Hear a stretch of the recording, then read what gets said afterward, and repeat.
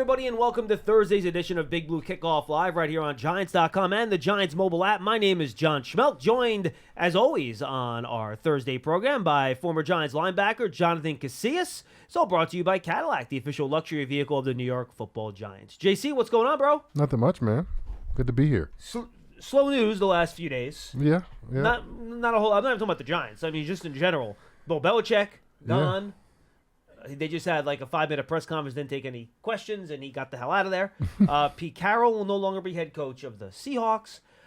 Mike Vrabel, no longer head coach of the Titans. I mean, you could throw Saban in there too. Nick Saban, Alabama. exactly. No longer head coach of Alabama. And I put this tweet out earlier. Throw all those coaches into the mix. Sean Payton leaving the Saints.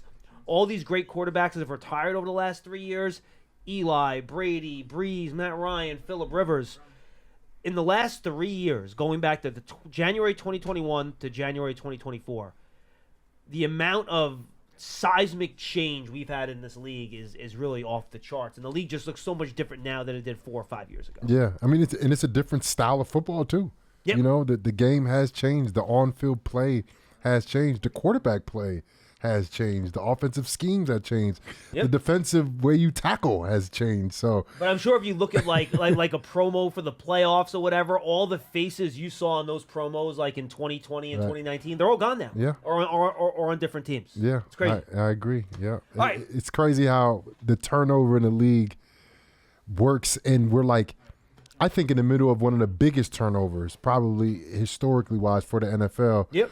For quarterbacks and coaches that ran the NFL for the time that they did. It's amazing. But let's get to the news with the Giants, which is more pressing.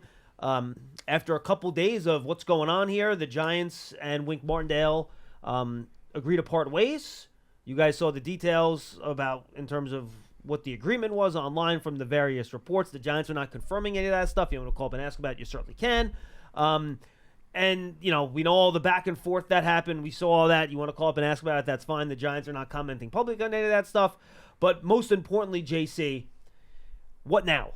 You know, we talked the last couple of days, and we can get into that with you too. We need a new Giants need a new strength and conditioning coach, need a new special teams coach, need a new offensive line coach, need a new outside linebackers coach, need a new running back coach, and now you can throw defensive coordinator on the list. So let's start here with defensive coordinator. We've seen what this Giants defense has been over the past 2 years. And I think this is why I think it's particularly unique, right? And that's because Wink's unique. There's not another Wink Martindale. It's not like you had some guy that ran Vic Fangio's system. He leaves. You can find another guy that runs Vic Fangio's system, right? You can find another guy that runs the old Legion of Boom cover 3 system. You know, the Gus Bradleys, the Dan Quinns, all those guys. There's another Wink Martindale out there. Nobody else runs what he runs. It's pretty unique. So it's not like you can just say, all right, well, we're going to bring in a guy to run the same system. Now, I suppose if you go in-house with an Andre Patterson, a Jerome Henderson, you can keep some of that continuity, right? So what do you think the path forward is here? Because we've spoken about here, and the Giants have talked publicly about how, you know, Wink really worked well with the front office staff to explain to them the type of players that he needed and wanted in his system. Well, those are the guys they brought in. But now Wink's system might not be here, depending on what they do. So I think it's a real interesting thing to figure out how the Giants now move forward and try to put the puzzle pieces together to figure out what works. Yeah, I mean, given the I guess how it went down, it wasn't a firing. It was a mutual parting of the ways. Parting of ways after only 2 years, unlike the other mutual parting of ways up in New England after 24 years. It's a little bit different, a little bit abrupt. But at the same time, it's like, who do you put in place of Wink Martindale, who I think, you know, defensively the Giants have, I mean, all around team-wise, the Giants are out of the playoffs for a reason. But defensively, you can hang your hat and say, okay, defensively they were looking good at times this year. At times. And I think that's the key, right? You look at the overall rankings, it's been better than the offense now, given what the offense, at least this year. Last year, the offense was actually ahead of the defense in terms of like EPA per play and things like that. But, you know, you had some bad moments too, right? You had the inability to stop the run consistently. Which is all year. That 2 years. That goes back to last year too, right? And then you have, I think when you play some of the better quarterbacks, maybe the whole blitz thing doesn't work quite as well. I think against Jalen Hurts it worked pretty well. Yeah. Matthew Stafford was okay, but then the Dak Prescotts of the world, he kind of, you know, the Miami Dolphin game, they kind of tore you up Derek a little Carr bit. too. Right? Yeah, Derek Carr also, right? So there was some good and some bad, but I think given some of the issues they've had over the course of the year, especially losing cornerbacks, I think Wink has done a pretty good job. Absolutely. Except for, again, for that Dallas game was a stark. That did not go Week well. one, you're talking about? No, I'm talking about the second game. Oh, the second. Oh, yeah. I'm talking about the second game where Dallas had 600 yards of offense in that game. Yeah, it was bad. I think we've seen moments this year where his scheme has given opposing quarterbacks a lot of trouble. Yeah. But sorry for interrupting you. No, you're good. Moving forward with the Giants, they might want a stark contrast to Wink Martindale. Like you said, he was involved upstairs. Maybe they don't want that. Maybe that's not something that they want. Maybe they want a guy that they can plug in and it's like, you be the coordinator and we'll bring you the pieces. I don't know. I'm just saying. Because there are different ways. There's a reason why right. Wink is out, and I don't know. I don't know the details exactly. I don't know if anybody will actually know exactly the detail and why Wink was like, okay, my time here in New York is done. I don't know, but at the same time, for one thing, the Giants have talent on defense. They got some young players, but they have talent on defense. They have a very dominant player in the middle who's an all-pro player. Which should work in any system, by the way. Yes. Dexter Lawrence is system-proof, okay? Yes. Just put him over the center and let him go. Right. Not complicated. Yep. And we'll see what type of scheme the defensive coordinator that comes in runs. But number one, I think whoever their Giants are looking at right now or, will potentially look at, they got to have a good track record, put together a good defense statistically that carries over from year to year. And then I think the number two priority for finding a defensive coordinator is development of players. I think offensively, both sides. I think offensively and defensively, the last couple of years, you had a lot of young guys playing. Banks starting corner, coming in. McLeod played very well in the system, especially later in the season. Dude, how about last year? Fabi Moreau did a nice job when they brought him in last year. Where is he? I'm sorry. Where did he wind up? He did wind up somewhere this year. Because he played some good football at times last year. Where did he wind up? I'll check that. But that's I think the two main things. You got to have a great track record, and then also you got to be able to develop younger players or just players in general because, we said this year coming in.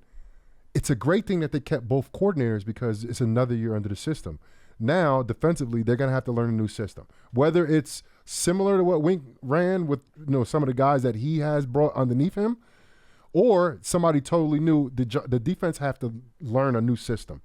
And when you're learning a new system, you got to literally learn everything. Like, stuff has carryover. Well, do me a favor. Explain for fans what it's like for a defensive player when a new coordinator comes in. Yeah, because I'm sure you've been through it. Just as simple as calling the defense.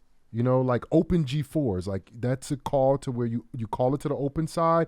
G is a stunt that you put or a technique that you put on the defensive line, and 4 is the coverage. Like somebody else might call that saber. And it's a one-word thing that you got to remember. It's totally different than open G4. You know what I mean? Like, it's totally different. And that's just the terminology, let alone the scheme, let alone the details and all of the different, intricate parts, the moving pieces that go about calling defenses. So it could be totally new. It could be something similar. There is some carryover, like cover 3 is pretty much cover 3. Cover 2 is pretty much cover 2. But even that, Cover 2 ran when I was in New Orleans.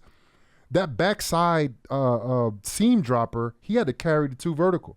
And that's not really like that in other cover 2 defenses. That's interesting. So even little details like that have to be ironed out because cover 2, you probably played it totally differently. Every year you've been elite. And even cover 3, you can have, some guys have the cornerbacks play a little bit more towards the seam rather than outside. So you can adjust that too. It's all spacing. Everything's different. Some things might be similar to what you've known, like walking in, like, I know how to play cover 3. It's like, okay, this is a little bit different than a cover 3 that you're used to. Terminology is probably going to be different all around, so it's a big learning curve whenever, and hopefully they get them in the building sooner than later, just to get everybody acclimated because I said this a lot coming into this year that not only were the players their second year going into Wink's defense and Kafka's offense, but the coaches are their second year or whatever going into Wink's defense this year. And when you have a coach, the defensive backs coach, the linebackers coach, like some of these guys don't know the system of the defensive coordinator. Right. And they're learning that on the run too. So there's a learning curve that's going to happen no matter who you bring in. And by the way, and for me, And again, nobody cares my opinion. These guys upstairs know a lot better than I do. Well, no one that matters in this building cares about my opinion. I don't matter. Damn, son. Damn. JC, hate to tell you, nobody involved in any of these shows in the bigger picture scheme of the organization matters much. So why Don be calling me all the time? You matter to him. You matter to him. That's why. But where was I going? That's right. I kind of like the idea, mostly because I respect both guys and I think they're really freaking good at what they do. Patterson and Jerome Henderson, whether it's one of them. Jerome Henderson is the Giants defensive backs coach. For fans that don't know, Andre Patterson is their defensive line coach.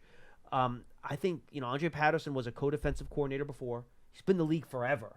He played in Wink scheme, and then he coached under Mike Zimmer, which is a completely different type of deal. That's your old school 4-3 type of look where you double mug a lot and you kind of do things like that. And there is still a lot of man-to-man on the back end of those Mike Zimmer defenses. And the point you're making, if you run a 4-3 defense, you got to bring in different guys. I'm getting there. Body types are different. I'm getting there 100%. And then Jerome Henderson, we all know he's a good secondary coach. He's a really good DB coach. I think he bonds with players well. Both those guys are still under contract, right? Unlike some of the other coaches that were let go, they are still here. If they want to hand the defense to those two guys and tell them to go to try to maintain some level of continuity, I'd be 1,000% okay with that. Yeah. I'm cool with that. Now, if you don't go in that direction, and this now getting to your point, right? I'm going to throw a name out of a guy just because he's not under contract anywhere else, so I can't get fired for tampering. Let's say you decide to go into Brian Dable's past. In fact, I'm going to make sure he's not under contract with anybody right now because I don't think he is. But let's say if you want to go back to Brian Dable's past, right?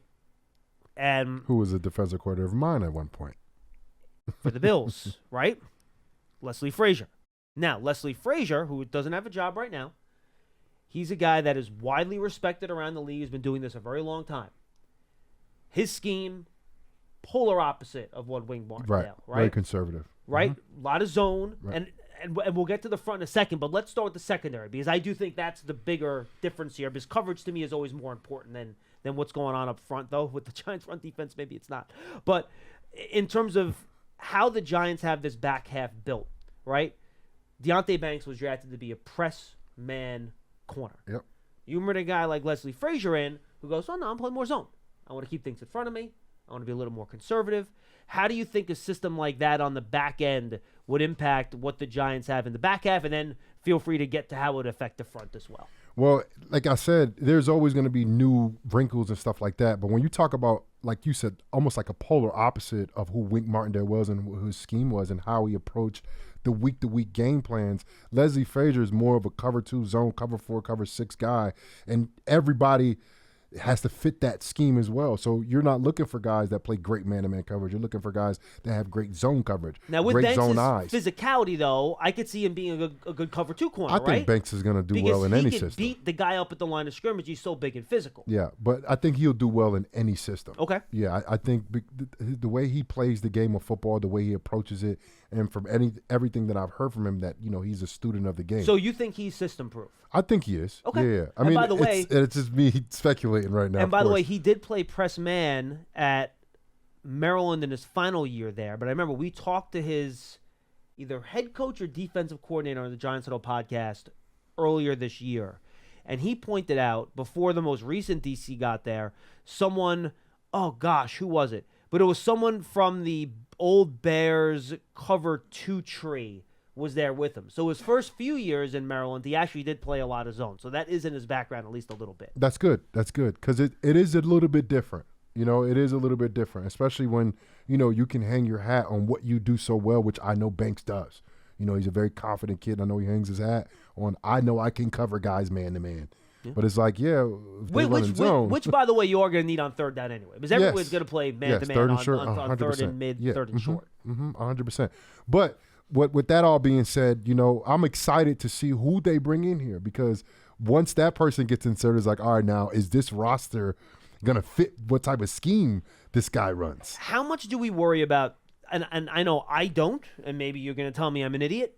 I mean, given how much sub teams play now, How important is 4-3-3-4 anymore, given how much nickel teams are in? With there's basically 4 down guys anyway. Not as much, but you gotta have, like, for example, when you run the defense that the Giants run, a lot of times the Giants run, especially against teams that they know they're going to run the football, they run Dexter head up and they run like a 3 down lineman with 2 edge players, right? So it's almost like a 5-man front. Yes, and those guys are like 9 techniques and stuff like that. So they could be on the outside, and they don't have to be big, huge guys. They can be Kayvon Thibodeau size. And Azeez Ojulari size, guys right? that aren't that big. Guys that are 250 pounds. But when you go to a 4-3, that guy gets bumped inside. He's usually inside a tight end, outside a tackle. Where you have 270 pounds. They're a little bit bigger. Ends, They're more right? JPP size, Yeah, and that's a lot. Justin Tuck size. Right. They're a lot bigger and different size. So as far as like the overall like structure of the defense,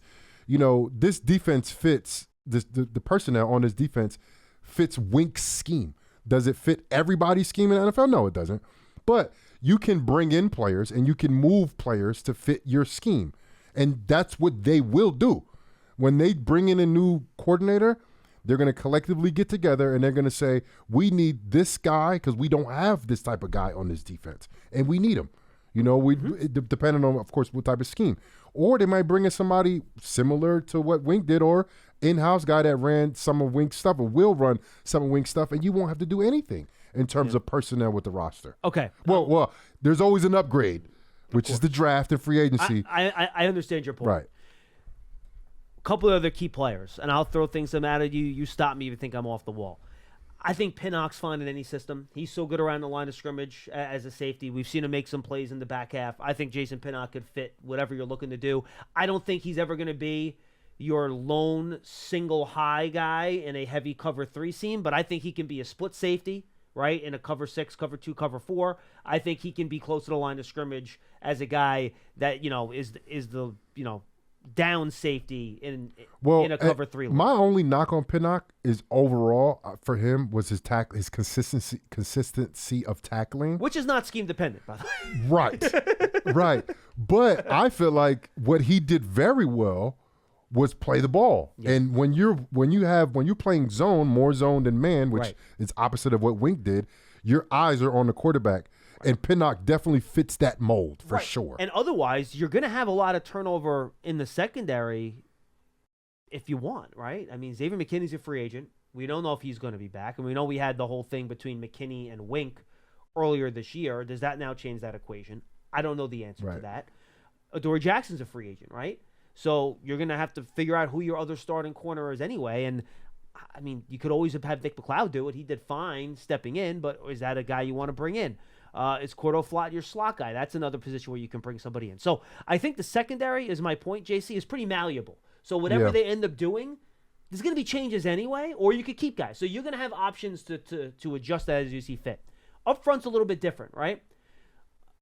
And the main guy is Kayvon Thibodeau. And Azeez Ojulari, I'll throw in there as number 2. Because when he's healthy, he's still an important piece for you as an edge rusher, right? How do those guys, or can they, go from being more of a stand-up guy in Wink's system? Because those guys rarely had their hands in the dirt in Wink's system, right? Even when they were part of a 4-man front, they were usually standing up. Yeah. If they have to play in a system with their hands in the dirt, talk to me from their perspective how that might change their role, aside from the type of size stuff you talked about earlier. I mean, that's one of the main things I think about when I think about a outside linebacker in whatever this 3-4 overhang type of defense that Wink ran. Odd front versus even front, right? To basically a 4-down, 3 linebacker conventional 3 linebacker set, where I would see Kayvon fitting as like a Sam linebacker, where you're not having him drop as much, but you're mostly on the ball. Are you taking too much of his pass rush ability away though in that role? No, depending on what you want him to do, like that's. And you could let him rush on 3rd down, obviously, right? Right. Yeah. I would want him on the ball. Like I don't want him. I want him Sam linebacker almost in the underfront and have him over the tight end. So it's not. I'm not changing his position. Do me a favor. Explain for fans what him being an underfront over the tight end actually means, so fans understand what you're talking about. So. Closed, open, depending on what the call is. So I'm going to try to label this out for you. You got the center here, you got the guards, you got the tackles, and then let's call a tight end here. So let's say close left. So tight ends on the left side. Tight ends on the left side, looking at it from the defense. Yes. So under front, there's the techniques of the defensive lineman. There's a 1 technique and a 3 technique in these conventional 4-3s. And the 1 lines up between the center and the guard. The 3 is between the guard and the tackle. Yes. So having an under front is having that 1 technique is basically over the center, and the 3 technique backside. So that's a little bit of a bubble. So the 3 technique away from the tight end. Yeah, that's an under front. The bubble, which is like the big space from the guy that's over the center to a guy that's lined up outside the tackle. That's a big bubble there. What you would do is put that linebacker, instead of having him off the ball, you move him up on the ball outside of the tight end. Got it. So then you would basically have your defensive end, which would probably be more, like almost like a 6 tech, because you're going to be so far outside. Exactly what it would And then you would have the linebacker off the edge of the offensive tackle over the tight end. Or a 4 technique, really. Okay, Yeah, I a gotcha. 4 technique. Yeah, so that's the under front. The over front is a 3, 6, and a 9. And then theoretically, you would put your defensive end that's a little bit stouter and a little bit stronger on that side, right? Because he's not playing. And then you would have your pass rushing defensive end on the same side as your 3 technique and more of a 9 technique. Most likely, off of that yes. tackle. It depends, I though. gotcha. Yeah, it all depends on if you rotate ends. Some ends stay, to the sides, or some ends moved, according to the call. So that keeps him. That would keep Thibodeau then At his on position, the ball basically. as a edge setter. Yeah. On that side where he's not doing as much dropping, but then he theoretically could have man-on-man responsibility on the tight end, right? Yes, for sure. So like I don't like, for me, like going into this, like this conversation that me and you having, I wasn't prepared to answer this question, because this is something that you got to sit down and break down every single player, depending on what scheme you're running. Of course, sure. You got to go through every single player and say, do this player fit what we think he can do in our defense? And when you bring in a new defensive coordinator and they bring in a whole new scheme, they are going to do that 100%. You have to. This roster is going to get reevaluated when a new coordinator comes in. Like Wink stays here. Let's say Wink is here right now today. They're not looking at, where do we need to put? No, they already figured all that out.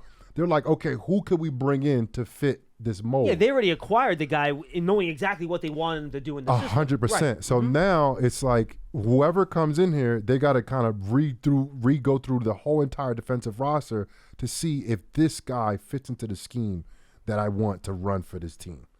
Could you also theoretically, let's say, and again, you're not in your base defense much, it's only 20% of the snaps, that you could also probably put Micah on the edge there, right? He's not a big guy, though. I know he's not big, but Yeah. he is physical, and he is better on the line than he is dropping back. And I would think Okereke. I like him more in space, though. You more like off okay, so the you ball. will put him on the weak side Yeah, then. because he's not, for me, I don't think he's that long of a guy. Sometimes. No, he's not long. You're right about that. Sometimes he's tight. Like the worst block for a linebacker on the ball, which I hated, but and I'm talking about Trent Williams coming after me, was when the tight end blocks down and the tackle reaches. That is one-on-one with the tackle. Yeah, the old Ted block, right? Yes, Yeah. but with no type of momentum. So I'm 225 pounds. That's a problem. Going against Trent Williams, and he's this close to me. Like if I got a running start on Trent, I'm gonna put my money on me because I got my athleticism, I got my speed, I can use my power.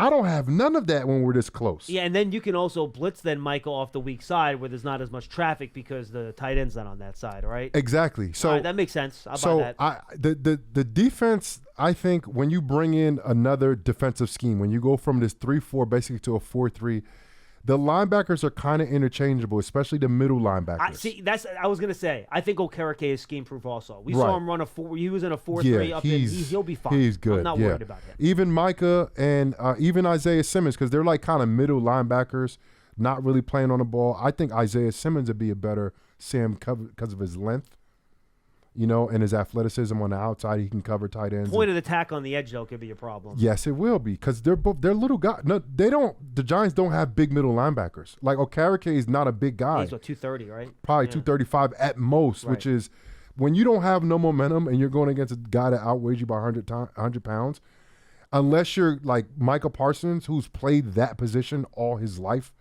like it's very hard for you to win that. And he's 250. He's not 230. That 20 pounds is a huge difference, And the Giants right now, they don't have I don't think a real like 4-3 defensive end like a JPP. Like they don't have that 270 to 80 pounds, 6'5" type of guy that'll play that 6 technique, that play that 4 technique. Like a Cam Jordan. Like Cam Jordan, when the Giants moved from a 4-3 to a 3-4, Cam Jordan was big enough and athletic enough to play inside and outside. So he can play 3, he can play 4, he can play 5, he can play the 7, he can play 6 technique. Playing that 4-eye, it's tough. I mean, you could put Nacho there. You're not getting a lot of pass rush out of that spot, but I guess you could put Nacho there. But other than, I mean, Jihad Ward could, he's 270. Yeah. He might be able to play that spot. He might be the only guy on the roster. He's the closest guy, right? Probably. Yeah. And he's a free agent, too. Remember, he's Wink's guy. So would he come back? I don't know the answer to that either. Does Wink bring him wherever he winds up? I don't know the answer to that. Yeah. No, you're right. That traditional 4-eye defensive end, and 4-eye, by the way, guys, that means you line up on the inside shoulder of the offensive tackle, correct? Mm-hmm. Right. So, and that's kind of how it works, by the way. You have 0, 1's in between, then 2's lined up straight on the guard, 3's in between the guard and the tackle. I means inside shoulder when you look at stuff. Just so fans understand the nomenclature, so you're not like, what the hell are these guys talking about? But, dude, that was awesome. This is why we like having you on the show, dude. That was a really good breakdown. Yeah. Anything else you want to add about the DC stuff before we get to the calls? Well, like I said, I'm just interested to see who they bring in, because then it's like, all right, this guy runs this scheme. Like Leslie Frazier. If Leslie Frazier comes, it's like, all right, the Giants have to move a couple players. They have to figure something out because they need conventional 4-3 defensive ends. So that would be the biggest add in that type of system shift. That to you would be the thing you would have to add the most, right? Yeah, just because personnel wise, you got to have the right guys playing, body size wise, body type wise, playing, and like me, like I went from 4-3 in New Orleans. Well, you played the will, right? I played weak side off the ball linebacker. Then I went to a 4-3 Sam linebacker in Tampa. And then I went to a 3-4 middle linebacker in New England. Then I'm back to a 4-3 in New York. Wait, what? In New England, they were 4-3? They were, I said 4-3? Yeah, 3-4. Yeah, 3-4. That's what I thought. Yeah, you were with big Vince Wilfork. Yeah. Inside linebacker, right? Yes. Did you have the green dot there or no? I did, right? yeah, one game. Oh, you did for one game? Okay. Yeah, because, I mean, it was Hightower and Jamie Collins. And then I think Hightower was out the last game against Jamie Buffalo. Collins, talk about bigger linebackers. And that's the thing. So this is the crazy part. So that year I got traded. So I was in Tampa where Mason Foster played middle linebacker. He was like 6'2", 240. And Levante David was young Levante. He was 228. And running around like 230. Safety, right? Me and him was like the same size, playing. And that's why you had to go to the Sam, right? Right. Because, I mean, nobody, trust me. They weren't Let me tell you something. I wanted to play Will when I got to Tampa because I didn't know who Levante was. He was his second year in the league. And then he laughed at you. And then, no. And then I watched film, and I was like, oh, I'm not playing Will. Not with this guy playing football. Levante David, if he's not a first ballot Hall of Famer, they don't know what they're watching. He's so underrated. He's so good at football. Like when I got there, he's still good. Yeah, he's still good, and he's year 12, I think. He's still good. 11 or 12. But what was the point I was trying to make? You having to go to Sam. Yeah, just that. But the difference from me playing off the ball in the 4-3 to on the ball in the 4-3, it was a big difference.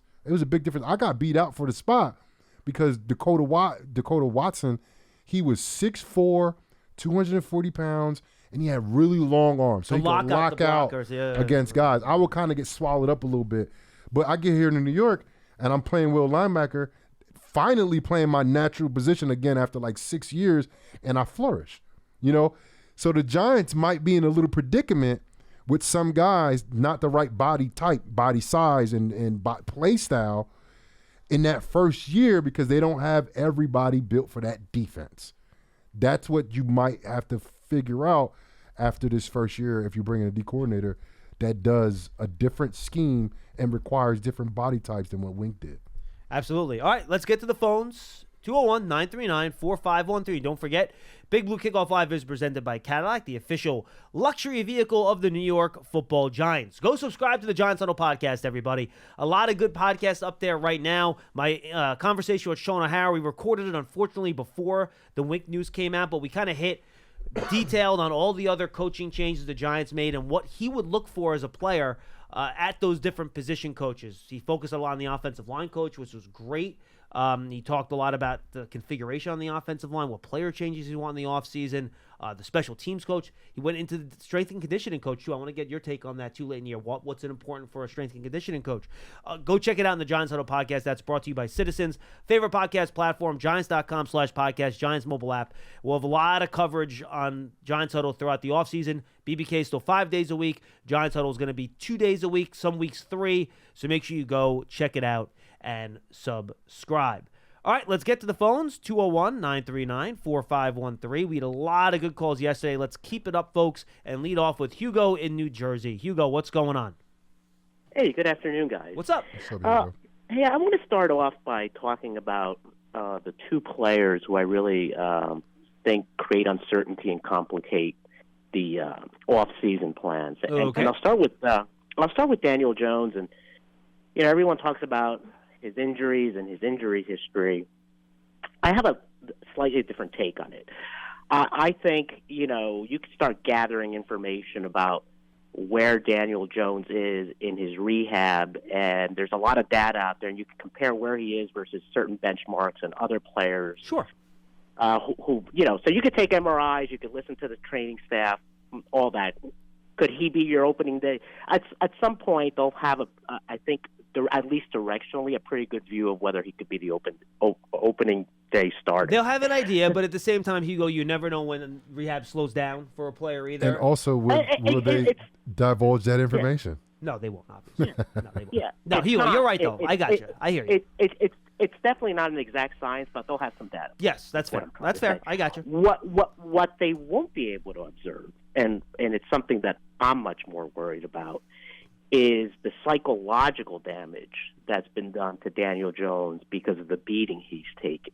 And, you hear things like his clock was all messed up and he was bailing out of pockets too early.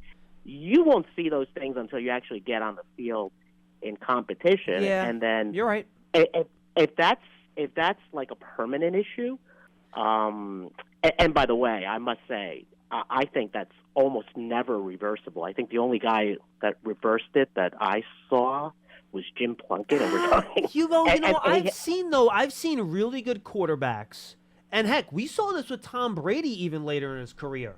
When the offensive line went south, we saw him get really sped up early in some of those seasons, get messed up, and then he kind of recovered from it. Again, I'm not comparing Daniel Jones to Tom Brady as a player, but I do think players are able to reset in an offseason, and when they come back, you can kind of rebuild that confidence. Remember, you're playing a lot of 7-on-7 in the offseason. Nobody's hitting you in practice. JC, don't you think the quarterback in the offseason, especially if he sees the guys in front of him in practice blocking better, don't you think the quarterback can kind of reset that clock a little bit in the offseason? I think during the season, Hugo, to your point, it's tough. Once it happens in season, I think it gets really hard to reset that clock, but I think you can do it in the offseason. Yeah, I think so too. And if let's say Daniel Jones starts the year and he might be, feeling that a little bit because he's not as confident in his leg or his knee, I should say. And then also he's been out of football for a while, so he's not used to being like people around his feet and stuff like that. So you might actually see that, though, when he comes back, and I don't think that when he first comes back and he might struggle because, he's been out for so long and he's coming off an injury, I don't think that's how Daniel Jones is going to play the entire year. Because when you first come back, like I know this because I've been through injury. When you first come back, that first kind of like contact day, and then even the first game where you're like, this is your first time you're tired and you're hitting people when you're tired and you're a little bit, more tired than you remember being like year prior, and you might struggle, playing wise when you're out there. You can come back from that. You know what I mean? Like you can come back from that. It's not like, a guy that's like too beat up to where mentally he can't get over that hurdle and he can't change his game. You got to get comfortable playing with this new knee that you have, because Daniel Jones, he's not getting like a whole new knee, but it's a new knee, meaning like he can't do certain things that he used to be able to do, and that may not be like in terms of like running like a 4.5 or anything like that. It just may be like, oh, I'm not as powerful when I step off and plant and throw to the outside. Or if you're scrambling, you can't fire off that leg to scramble away from a defender, right? And the people like myself that was always hurt and was able to extend their career, you just learn how to play with this new body that you have. And that takes a little bit of while to do that. It's usually not the first game. It might be a little struggle the first game. So the reason why I'm saying this is when Daniel Jones comes back and he's thrusted into the starting lineup, because Daboll and Shane already said he's the starting quarterback whenever he is healthy, he might not be the Daniel Jones that we remember running around in 2022, but that's not to say that he can't get there in a few games halfway through the season, but you kind of got to have a little bit of patience with him, or he might come out and be a guy that understands that he's not the mobile guy that he used to be, or he can be. I mean, he could be Adrian Peterson. There's only someone he's seen one person do it. Adrian Peterson won the MVP after ACL, but most likely Daniel Jones is not going to be the same. Is that a good thing or a bad thing? That's up to Daniel Jones to show us, because I've seen guys respond. I mean, Frank Gore had 3 crazy knee injuries, and he played for like 15 years, and he had these in college. So he can come back. And Gore did change the way he played, though, right? He wasn't nearly as explosive after those injuries, so right? If Daniel Jones can adapt to this new Daniel Jones, because he's probably not going to be that same exact explosive guy that we've seen, and I even throw Saquon in there. This year, Saquon, even last year a little bit, when Saquon came back last year, he was falling on the ground a lot. He was always falling. That's what happens when you come back off a knee injury or a lower body injury. Your balance is not always there. Then as the season went on, he got better and healthy and got better and healthier, and he wasn't falling on the ground anymore. Saquon, I think if he ran a 4.35 or whatever the case was when he was coming out of college, I think he maybe run like maybe a 4.4 now. But he's still good. He's still explosive. He's still powerful. But I think he's learned how to play with this 4.4 body and not the 4.35, which is not that far off, but some people can't make the adjustment. Saquon did. And look, I'm not saying Daniel Jones is going to struggle coming out the gate. I expect him to, because I've just seen it so many times. But then as it goes on and as he gets more comfortable and he starts identifying like where he's at physically, because I mean, you even saw with Kyler Murray coming back this year, his first couple games he didn't look like himself. Yep, he had to kind of get back into like, okay, I'm not this 4.45 guy. I'm maybe a 4.5 guy now, and I got to do things a little bit differently. And if Daniel Jones, because anything that I got from Daniel Jones, I think he's a smart guy, and he's one of the toughest guys. Not even quarterbacks. He's one of the toughest guys in the league. So mentally, he's there. Physically, it depends on where he's at week 1 or whatever he ends up playing. But then also give him a little bit of grace and give him a little bit of time to get back to, or at least identify, this new Daniel Jones that we're going to see. Because you got to give him time to figure out who he is. You had something on Evan Neal too, Hugo? I did, and I had a bunch of other stuff, but I'm sorry, Hugo. Next week, but no, it's fine. No, it's fine. No, injuries are an unfortunate thing, and but one concern I have about Evan Neal, it's sort of it's almost like a circular reference, right? He needs to get healthier to play better, but I'm also wondering if he has to play better to stay healthy. And what I'll reference is, these ankle, knee injuries. Could it be a function of his poor balance and footwork? Look, Max Crosby long arms a lot of people around the league, but not all of them go flying and break an ankle. So it's almost like a chicken or an egg kind of problem, I think, with Evan Neal, right? That's a good point. So I don't know what to make of it. If he doesn't, if he doesn't improve his play, my guess is he'll get re-injured, and then you just can't keep using injuries as an excuse at that point. Okay? Fair enough. And I'll check in with you next week, because you did a couple of huddle interviews, the one with Sean O'Hara, and I'll reference the one with Solomon Wilcox. Yes. Kind of aligned with some of the things I was thinking about. So I'll get back to you next week on that, and you've done great work on that. Yeah, Hugo, luckily we have, thank you, I appreciate that. Luckily we have a whole off season to have all these conversations. We got a lot of months. Points too, though, Hugo. Yeah, I thought so. And look, that's a big part of this offensive line coach thing, right? Yeah. I mean, if I mean, look, I don't know what they're thinking upstairs, but if Evan Neal came out this year and had the second year that Andrew Thomas had, I think there's a much better chance that Bobby Johnson would still be here. Yeah. I mean, let's be honest, right? I mean, that's developing these young guys and having the offensive line better as a whole, and obviously having a really good right tackle would have helped that. And of course, the injuries with Evan Neal had a huge part of that too. You know, how much could Bobby really work with him once the season started this year? Because he was always banged up and always hurt, right? So that's part of it too. But his development, to Hugo's point, is a huge deal in terms of how you view this offensive line, how you build the offensive line, and how effective it's going to be. Is going to depend on how good Evan Neal becomes and how well this new offensive line coach, whomever it is, will be able to develop him. Yeah, and he's going into year 3. Yep. He's played 23 games, I believe. Yeah, I'll so double check he's that. definitely missed a significant amount of time. And Hugo, that was a good point that he made in terms of, you know, a guy playing to keep himself healthy if he's playing more efficiently. 22 games for Evan Neal, pardon me, 22. In 2 years. Yep. Wow, so he missed 12 games? Is that my math? And that includes the 2 playoff games, by the way. So Oh, wow. So in regular season games, he's actually missed 16 games. Oh, wow. No, Yeah, I'm that's a sorry, lot. 17 games, not 18. So 14 games. 14 regular season Yeah, games. that's a lot. But Hugo made a good point. And, you know, Evan Neal, you know, he probably had, from everybody on the roster, I think he's had the most hurdles because he couldn't really stay healthy the first 2 years in the league. On top of him, whenever he was healthy, he really didn't perform well. You know, so number one, Evan Neal has to get healthy.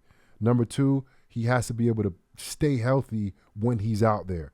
And that's the only way we can really give him a good, like, diagnosis of what he really is, because as of right now, we don't really know. You know, the question is, I don't know. You know, like, how good is Evan Neal or how bad is Evan Neal? We don't really know because he's been hurt so much. And I know that takes away from, even when he's healthy technically, he's still a little something going on. You know, and Kayvon Thibodeau, last year is his rookie year. Kayvon Thibodeau had his knee messed up during the half of the season, and you could see that affected the way he played. Mm-hmm. You know, I mean, that's just how it is, you know. And Evan Neal, playing right tackle, left tackle, you're going against the most athletic guys in the world who can bend, who can dip, who can push you around like a Crosby. And you have to have both of your legs like 110%. Not 90%, not 80%. You got to have 110%, especially because you're a huge human being. Evan Neal's like 340 pounds, you know, and you push a guy, I don't care who it is, you push a guy with a bad leg that's 340 pounds, he's going to topple over, you know. So hopefully we can get that guy healthy to really see what he's about. As of right now, for me, my like diagnosis on him is like, I don't really know, because he's been hurt the whole time. And it's like, do I knock him for playing hurt and not playing well? I remember times in my career I played hurt, and that's the reason why I retired, because I felt like I was hurt too much. And even though I'm not technically injured, I'm still out there playing, but I look like crap. You know, so that's a little bit of what Evan Neal's kind of going through. It's like, yeah, he might be technically healthy, but he's really not healthy. Like, he's maybe 70%, 80% when he's out there. And I think that goes into what we saw from him. Yeah, he might be better than what we saw, but he was always hurt. He's been hurt for 2 years straight. No, look, I'm with you. And he's got to get healthy, and hopefully that'll improve his play. And if he gets improved balance in the offseason, hopefully he's going to be able to work out a lot on that with his ankle. We'll have to wait and see. All right, I apologize, by the way, for your call so late. I didn't realize I went a half an hour with JC on the defense stuff. I was frankly very engaged on it. I thought it was really good. So I apologize for not getting to your calls earlier, but I'll try to get as many as I can these last 15 minutes before we say goodbye. Donnie in Queens, you're up next. Donnie. Yeah, actually, my call was about, Wink leaving, and you kind of basically covered everything I was going to say, and then some, to say the least. I'll stick with the Daniel portion, conversation. And, for me personally, I'm over the Daniel Jones experience. This was his 5th season, and the best quarterback play I've seen in those 5 seasons was the play Tyrod Taylor had this year. You could debate that, you can nitpick that and say maybe not, but I think you cannot dispute that. There's certainly not a $30 million a year difference between those two players. So Daniel's he's on his 3rd head coach, multiple offensive coordinators. They've shuffled in receivers. They brought in different offensive linemen, but the results have stayed on the offense. Jonathan saying before, if he comes back, maybe he can't rely on his legs. Well, if he can't rely on his legs, there's nothing left. That's really all he's had as a player. I'm very curious as to why Tyrod has been able to drive the ball downfield more in his 6 starts as a Giants quarterback than I think Daniel has in his entire time here. So, I'm not sure. Well, no, Donnie, hold on one second. The Giants were top 10 in EPA per play offensively last year with Daniel Jones. Top 10 in the league. Does that mean he's throwing the ball downfield? Well, look, there are different ways to move the ball. Tyrod Taylor is a better deep ball thrower than Daniel Jones. He is. I'm not going to argue that point. Hold on. Yes. It's not even close, and he attempts to do it. And that's more of the thing is that Daniel doesn't even look to drive the ball downfield, right? And let's be honest, last year is an outlier for Daniel for the season. And you know what? I would also wish what was his EPA against the good teams he's played in his entire career? It's been generally bad. Okay, well, now in fairness, if you want to bring up good teams and bad teams, Tyrod had some good games this year. He had 3 games where he threw for more than 200 yards, okay? He did it against the Washington Commanders, who literally have the worst defense in football this year. He did it against the Philadelphia Eagles, who the last month of the year has had the worst pass defense in football this year. They've been terrible. And then the other game was against the Rams, who were ranked somewhere around 20th or 22nd. So he also took advantage of some bad defenses too. He didn't go up there and play really well against awesome defenses either. In fairness. Sure. Look, I'm not advocating for Tyrod Taylor to be the Giants quarterback. No, I got you, of course. Mm-hmm. But what I'm saying is when Daniel's played against bad defenses in his careers too, and it's the same dink and dunk, and then he runs for a bunch of yards. Generally speaking, throughout his career, I mean, there's a large body of work here now.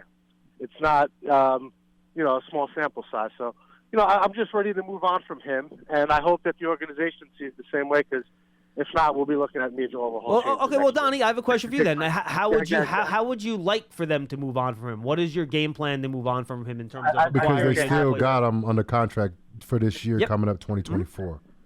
Yeah, look, they're stuck with him this year, so that is what it is. They're going to have to draft somebody or make a significant move in free agency or trade. Would you be willing to move up in the draft if you had to get the guy that you want? As long as they believe in that quarterback, absolutely. Okay. Now, look, I understand you can't force it, but I know you can't force it. But obviously, if they come into the draft and they say, hey, look, we got 2 guys we really like, and we have an opportunity to go get them, you have to go get them. I mean, let's be honest. The team talent-wise is so far away offensively where the idea that they're going to, piecemeal this thing together and slowly get better on the offensive line, slowly get better at receiver. They need a floor-raiser at the quarterback position. Otherwise, it's never going to happen. I mean, let's be real. Look at the track mark so far of this regime on the offensive line. It's bad. I mean, the line is as bad a shape as it was since when they got here, and they've tried. I mean, Evan has failed so far. We could discuss why he's failed. John Michael Schmitz did not play well. Could he get better? Sure, but he could also just not be good. Not all second-round picks are created equally. He was just as close to Josh Azudu as he was being picked at the top of the second round. And Azudu, he wasn't good either. Marcus McKeithen, not good either. So it's bad, all around. And to me, they need somebody to come in here and raise the floor. That has to be the quarterback. So that's just kind of where I'm at with it. And, we'll see where things go with the offseason. Appreciate you taking my call. You guys have a good day. Thanks for calling in, Donnie. We appreciate it. Here's the problem. You're going to need more than 2, because I would be very surprised if the Bears do not take a quarterback with the first overall pick in the draft and trade Justin Fields, especially, they just fired their coordinator, right? Luke Getsy's out. You're really going to bring then Justin Fields back in the year where you have to pay him and put him with another new coordinator? I don't know about that. I think for me, if I could rule anything out, I think the only thing the Giants won't do in this draft is move up. Too expensive? Yeah, they're going to have to give up a lot to do that. And here's the thing, JC, who's moving down? I don't think the Bears are moving out of 1. Washington's picking a quarterback, bro. Yeah. They ain't moving. So is New England. New England's got to take a quarterback too. Mm-hmm. So theoretically, you got 3 dudes gone. That's it. Top 3, most likely. Now, is there a chance that maybe one of those 3 teams decides we're not going to pick a quarterback and you can move up and take the 3rd guy there? Sure. What do the Giants think of the 3rd guy that's going to be there? I don't know the answer to that. Moving up to 4 or 5, I don't think that really helps you, right? If you're going to move up, you got to move up in the top 3 to get one of those guys, right? Yeah. So I don't know how that's going to work. In this year with this quarterback class, Go back to what the Panthers got for Bryce Young last year.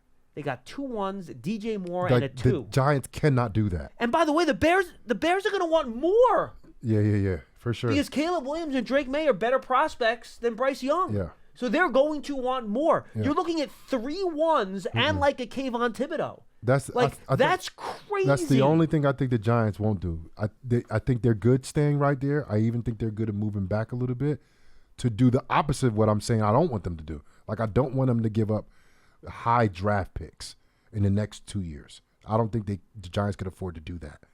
You know, like, you can maybe do that when the regime comes in. And again, if you identify somebody that you think is the next Patrick Mahomes and you go and you get him, you're never going to regret that. I understand it, but it's hard to do that in year 3 of your regime versus year 1 of your regime too. Yeah, you know what I mean? Right. Yep. It's not sad, but the Giants are locked in with Daniel Jones for another year. Like, he is locked in.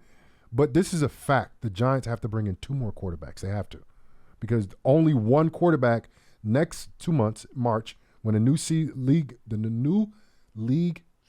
starts, whatever. New league year. The new league year starts. Yes. Mm-hmm. There's only going to be one healthy quarterback on the Giants roster as of right now. When the Giants run their first OTA in April, they have 1 healthy quarterback, and you need at least 3. You need 3. Yes. So the Giants will bring in 2 quarterbacks, whether it's they keep Tyrod, which is a possibility. Which Joe Shin said they're open to. They didn't rule it out, right? But you have to bring in another guy. So if you keep Tyrod, you will have to bring another quarterback, whether it's through the draft or through free agency. Or if you don't keep Tyrod, that's 2 more quarterbacks that you have to bring in, because Daniel Jones is going to be out the entire offseason, not just OTAs, and he'll be back before. He might miss training camp too. You have a shot at training camp. Yeah, he might miss training camp too. And because it's a might, then you have to have 2 quarterbacks besides Tommy DeVito at the start of training camp. So the Giants will have 2 more quarterbacks on this roster, whether it's Tyrod, one of those guys, but there will be a new face at quarterback for the Giants. Not saying he's a starter, not saying he's even a backup, but the Giants have to bring in 2 quarterbacks. They have to. Yeah, and we'll see what they do. But Donnie, look, I totally get it. And hunting the star floor-raising quarterback is a strategy that a lot of NFL teams do adhere to. Man, it's much. Look, finding a quarterback in the league's hard. Whatever strategy you take, it's just a tough road to be on when you're dealing with a quarterback with injury like the Giants have. And look what Carolina did too. Like, Carolina basically gave up the whole franchise to get Bryce Young, and that's what you want to avoid, right? And C.J. Stroud is. I mean, after this year, C.J. Stroud is a lot better than Bryce Young. C.J. Stroud looks like a top 10 quarterback already. And what they gave up for him, and they gave up Baker Mayfield too, who's in the playoffs. And here's the problem, right? You give up all those picks, then all of a sudden, the situation around Bryce Young is terrible. Right. Because you couldn't use those picks, Draft picks. You trade away his best wide receiver. Right. In DJ Moore. So he was left with bad protection. We're not in as bad a receivers. spot as the Carolina Panthers, I'll tell you that right now. Yes, and the Panthers, their first overall pick. You know, that's the thing. If you go, what were the Panthers this year? 2-15. At least you can usually sit there and say, all right, we got the first pick. Nope. Pick a really good player. At least that's the consolation prize for being terrible. I mean, that's as bad. That's a rough spot. I mean, like I said, their quarterback they had before that was playing for them is playing for a playoff team right now. This weekend coming up, Baker Mayfield. And their guy that was their head coach before this year is the defensive coordinator for the team that has a bye in the NFC, Steve Wilkes. So we're not in that type of position. But the Giants... No, thank God. The Giants are in... I think they're in a good spot in that to where, like, I don't think they're going to move up because, like I said, they'll have to give up too much to get to one of those spots. And the Giants need to bring in more talent. I think they do need a quarterback that can change the game. Can it be Daniel Jones recovering from his injury? It could be. If he shows anything what he showed us in 2022, with I think, a better defense, with better skills set on the outside, a revamped offensive line with a new offensive line coach, maybe Saquon's running the football. I don't know. Hopefully. Got my fingers crossed. Hopefully they can figure that out. I expect the Giants to do okay. When I say okay, I think right to the division. Cowboys, Eagles. Right now, this Eagles team is not the same team from 2022 where they were the world beaters and they were the best team in the division. This year, they're broken. I don't know what happened to them, but they broke somewhere. I think San Fran might have did it to them. But the Cowboys. They might have. San Francisco might have. Broken. Yeah. The Cowboys, they don't look different than last year. They look good. No, they might look better than last year. They look good, and they're talented. And they have young, talented guys, too. Remember the Eagles last year? We talked about all the older guys that were starting to phase out? Yep. Now, the Cowboys are going to have cap issues keeping all these young guys, but, I mean, Michael Parsons is on a rookie contract. Trayvon Diggs is on a rookie contract. Deron Bland is on a rookie contract. Yep. CeeDee Ram is on a rookie contract. Jake Ferguson's on a rookie contract. Like, two all-pro offensive linemen, too. That they're not rookies, but they're offensive linemen and all-pro. Tyler Smith is an all-pro offensive lineman on his rookie contract. Zach Martin. It's crazy. And Zach Martin and Tyron Smith are obviously older, but when they're healthy, they still play great. So in terms of, we're talking about still the division. That's why. Osa Digizou, another guy, a defensive lineman, rookie contract, Yeah, really good play. He played really well this year. The Giants have to compete in the division. This year they did a little bit better in the division, winning 3 games, right? 3 games in the division? Yeah, 3-3. Yep, 3-3. 3 games in the division. 2 against Washington, 1 against Philadelphia. But we even said that, last year too, in terms of the Giants, doing something in the division. The Giants can, you win your division, you make it to the playoffs, right? But that's not even what I'm talking about. I'm talking about week in and week out, you're competing against teams from the NFC, North, NFC South. Like, you got to be able to beat teams outside of your division as well as keeping competitive in your own division. You don't want to have games like you had this year against Dallas, San Francisco, and Miami where you're getting your butt run off the field. Yeah, exactly. And the Giants have to upgrade in several different positions to where when you walk into a game and whatever happens in that game, us, as we're talking after the game as we normally do in the post-game shows, I don't want to keep having a conversation as they fought some out of their weight class. The Giants have to structurally improve this roster so the other teams in the division are not out the weight class. Yeah, right. No, I'm with you. 100%. By the way, last year, just to be accurate, 11th in EPA per play overall, 9th in EPA per dropback. And that's expected points added for the fans that don't know. That's the kind of a overall analytic that looks at how efficient an offense is play to play. Which is what you really want. Which is what you're looking for, exactly. And that takes turnovers into consideration. It takes big plays into consideration. It tries to lob everything into one kind of big bucket. So it's a good broad thing where, you're ranking 9th or 11th. Is it, elite? No, but you're in the top third of the league, so that's pretty good. 201-939-4513. I'm sorry, guys. We're being long talkers today. Coach Marvin in Delaware will wrap us up. Hi, Coach. What's up, Coach? Happy New Year, John and You too. Jonathan. Happy New Year, brother. Yeah, I know I got a short time here, but I'll talk about the quarterback real quick. Sure. I think all avenues are open with the team, and you know it and I know it. The teams are looking at everybody they possibly can. You don't want to give up a lot of draft picks, but guess what? They're still going to look at Caleb Williams and see what they can do with that. If they can get him, they can. If they can't, they can't. They're going to have to do all their due diligence against all these guys. Personally, only one I know that's going to be near where they are that's possible is Penix. You check him out and see what he can do. If he's the guy, he's the guy. And by the way, Coach Marvin, I think he is a day 2 pick. He is not a day 1 pick. Yeah, he could be. You can get him back then. I'm not saying he has to be a 1, but that's where you can look at. Coach Marvin, I heard what you said yesterday. I didn't know about his injury history. I think they'll steer clear of that. Yeah, he has a big injury. Well, I think he got over that a little bit because he played 2 straight years. No, he did. In Washington, he was healthy for 2 straight years. That's correct. Right.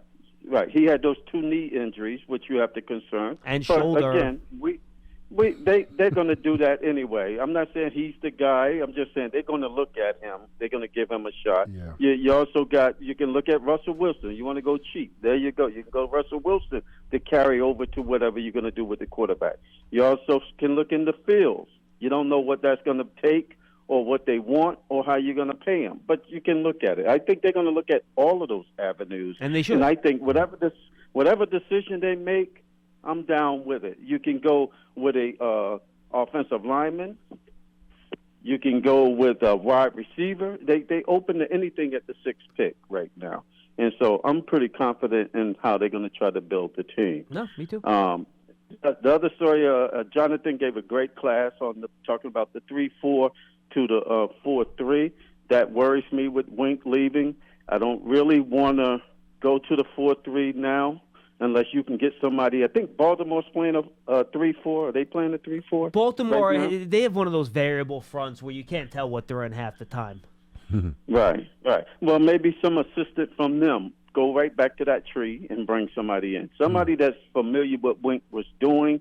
Maybe bring somebody like that. I think Flores is pretty good, but I think he's looking for a head coaching job. Something tells me that given what happened with Brian Flores and the Giants last offseason, that's probably not going to be in the cards. Yeah, that's not again, I don't know anything, but that would just be a guess. This is me speculating. Right. With my background at DOJ, I would say no, you don't go down that road. And by the way, for the record, I think Brian Flores is a really good defensive coach. So from that perspective, but we all know what happened. Let's. Yeah. And something out of the sky. I know it won't happen. Bring Belichick back to the Giants again. Let him learn the defense and see what happens. Something tells me Bill Belichick will find a head coaching opportunity. Just saying. Yeah, he will. He will. But I don't want to go to the 4-3 because everything you're saying about who can play the 7 technique, the 9 technique, they just band-aiding it. And then you see that in teams where they say, well, we don't have the personnel this year. We got to draft and bring in free agents next year so we can play those schemes. So you're going to have that scheme where you're going to have to wait a year or two to get everybody in that you want to play. And I don't think anyone wants to wait another year or two at this point. Yeah, they don't want to wait that. I agree. Yeah, I'm with you. They're going to get run over, and people are going to still be complaining like worse than they are right now. My last part is I want to congratulate Bill Belichick on a great career in New England. I feel honored that I got to meet him and shake his hand.